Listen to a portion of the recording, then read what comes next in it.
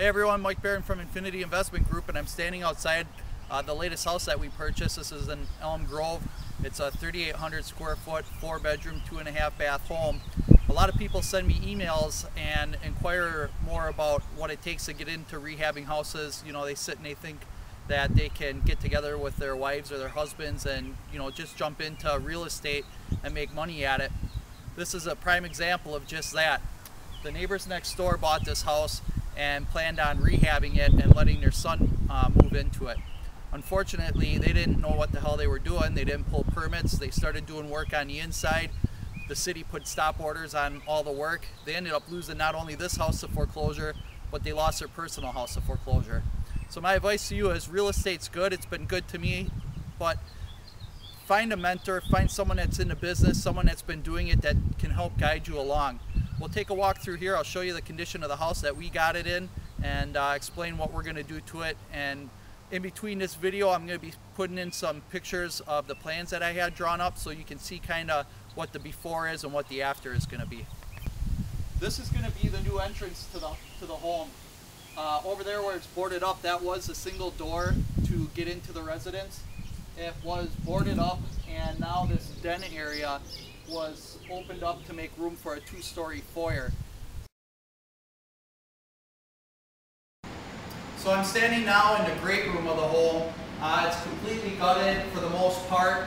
The previous owner, there were trusses in here, so it had just a regular ceiling at 8-foot height, and they wanted to go with more of a vaulted cathedral ceiling, so they just cut the trusses and slapped the drywall up. Unfortunately, because they didn't pull permits, they would have found out that they didn't do it to code. They weakened the structure here. We're going to have to go back through and laminate 2x6s on all these rafters to strengthen the roof back up. All the electrical was miswired, so now it's all open. Our electrician can come in and get in all of our lights and do everything that we need to do.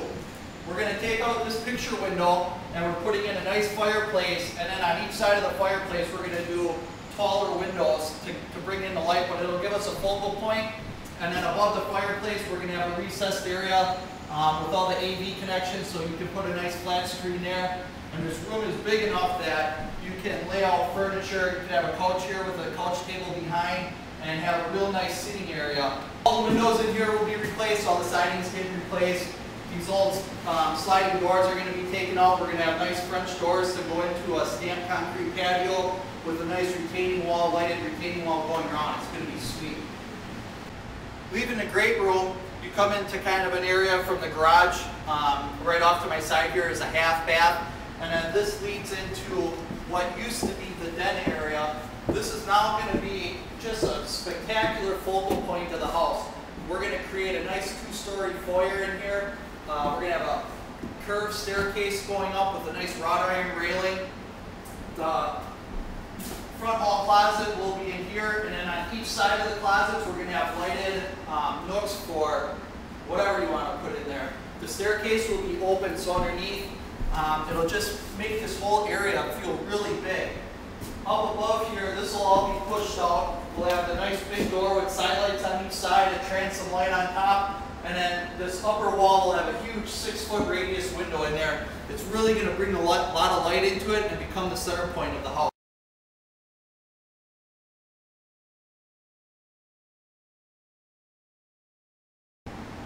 Okay, where I'm standing now, this used to be the kitchen. So there was a wall here, kind of a small kitchen for $500,000 price point type house here in Elm Grove. What we did was we took out the wall here. So now this whole area is going to be a kitchen. We're taking these windows out. This window comes out completely. This window will be a cabinet type. There'll be cabinets all around here, and this will just be a huge kitchen and dinette.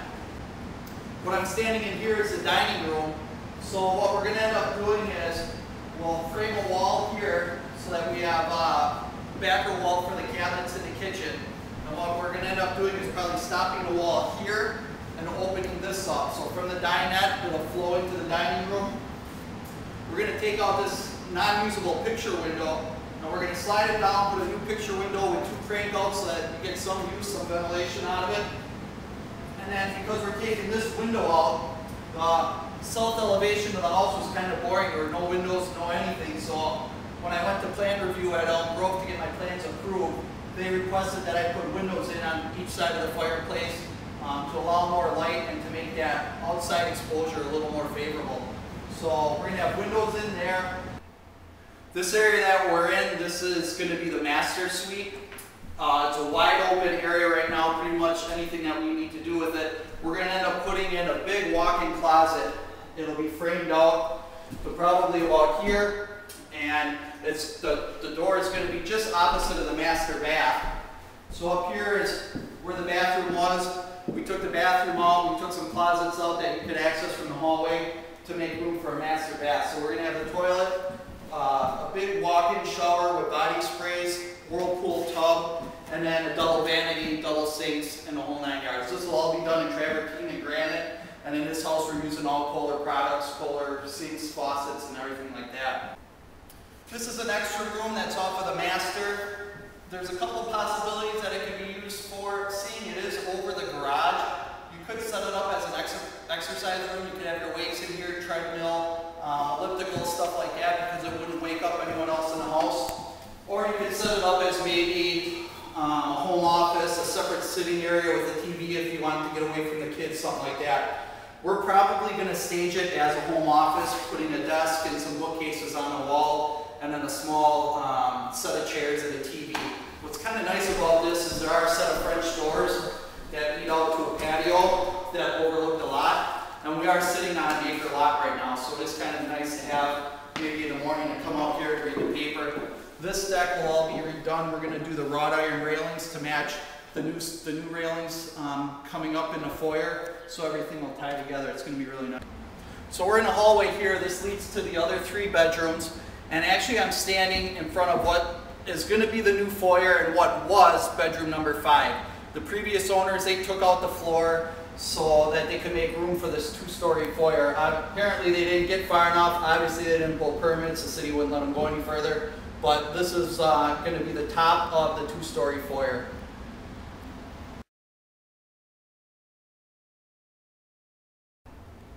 I'm standing right now what used to be a closet here on the 2nd floor, and then also this is where the original stairs came up. You can see where the slope of the ceiling was. They did have this removed, they did fill it in.